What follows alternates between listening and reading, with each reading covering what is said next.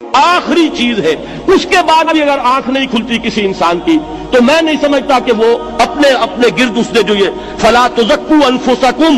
اس نے جو اپنے گرد تزکیہ نفس کا ایک مصنوعی حالہ بنا لیا ہے، کبھی بھی وہ اس حالے سے نکل سکے گا اگر اس حدیث سے بھی آنکھ نہ کھلی۔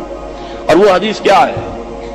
مولانا اشرف علی تھانوی نے اس کو اپنے جو خطبات جمعہ ہیں ان میں نقل کیا ہے، بیہقی کی روایت ہے۔ اوحى اللہ عز وجل الی جبرائیل علیہ الصلوۃ والسلام ان اقلب مدینۃ کذا وکذا باہلھا، اللہ نے حکم دیا حضرت جبرائیل کو فلاں فلاں بستیوں کو الٹ دو اس کے رہنے والوں سمیت۔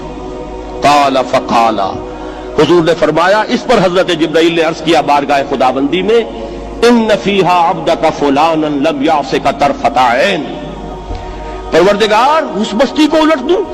اس میں تو تیرا فلاں بندہ بھی ہے جس نے کبھی پلک جھپکنے جتنی دیر بھی معصیت میں بسر نہیں کی۔ اب آپ اندازہ کیجئے، یہ جو ہے نا اپنے آپ کو رگڑنا اور مانجنا اور پوری زندگی رگڑنے میں اور مانجنے میں لگا دینا۔ ہم بعض بزرگوں کے تذکرے میں سنتے ہیں اتنے اللہ والے تھے کہ ان کا گھوڑا بھی کوئی مشکوک دانہ نہیں کھاتا تھا، اور وہ خود جو ہے وہ انگریز کی عدالت میں بیٹھے ہوئے اور انگریز کی نوکری کر رہے تھے۔ یہ ہے وہ میکروسکوپک اور مائکروسکوپک کا عدم توازن۔ طاغوت کی چاکری کر رہے ہیں، انگریز کی ملازمت کر رہے ہیں، انگریز کے قانون کی تنفیذ کے اندر اعلی کار بن رہے ہیں، لیکن ذاتی تقوی اور ذاتی نیکی اور ذاتی للہیت جو ہے اس کا معیار یہ ہے کہ ان کا گھوڑا بھی مشکوک چارہ اور مشکوک کھانا نہیں کھا سکتا۔ یہ ہے وہ عدم توازن، اس کو نوٹ کیجئے گا، جس کو کہ اس حدیث میں محمد رسول اللہ صلی اللہ علیہ وسلم نے واضح کر دیا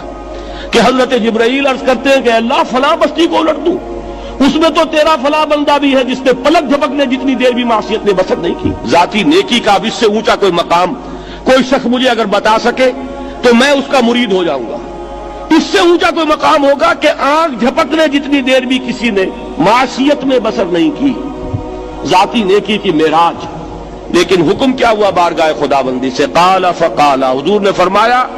اللہ تعالیٰ نے حکم دیا جبرائیل کو، اقلب علیہ وعلیہ، الٹو اس بستی کو، پہلے اس بدبخت پر پھر دوسروں پر۔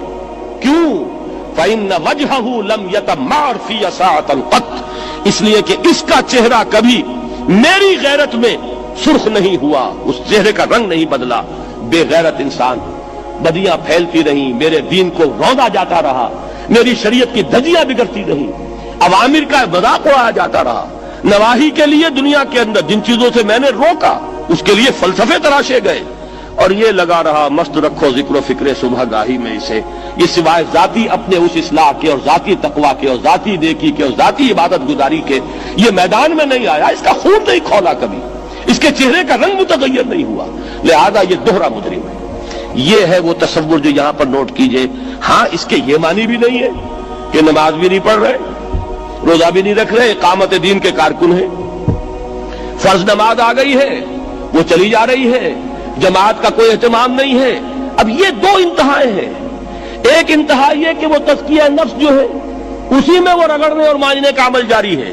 ایک یہ کہ اس کا سرے سے کوئی تعلق ہی نہیں، اپنی ذات سے بحث ہی نہیں۔ وہ کیفیت وہ ہو گئی ہے جو یہود کی آئی ہے قرآن مجید میں کہ تامرون الناس بالبر وتنسون انفسکم وانتم تتلون الکتاب، کیا تم لوگوں کو نیکی کا حکم دیتے اور اپنے آپ کو بھول جاتے ہو؟ یہ دوسری انتہا ہے۔ پھر وہی بات عرض کروں گا، وہی بال سے زیادہ باریک اور تلوار کی دھار سے زیادہ تیز راستہ ہے جس پہ چلنا ہوگا، کہ نہ یہ ہو کہ وہ مبالغہ ہو رہا ہو، اپنی ذاتی اصلاح میں تو مبالغہ کی حد تک آگے جا رہے ہیں، اور دوسرے یہ کہ اپنے دین کی تبلیغ و اشاعت، اقامت دین کی جد و جہد، اس کا کھانا ہی نہیں کھولا زندگی میں، وہ کھاتا ہی نہیں کھلا۔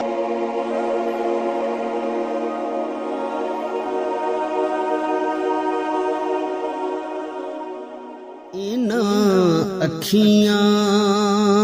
نہ ویکھیا نہیں اللہ، اینا اکھیاں نہ ویکھیا نہیں اللہ، اساں تے سونا یار ویکھیا، اینا اکھیاں نہ ویکھیا نہیں اللہ، اساں تے سونا یار ویکھیا، اینا اکھیاں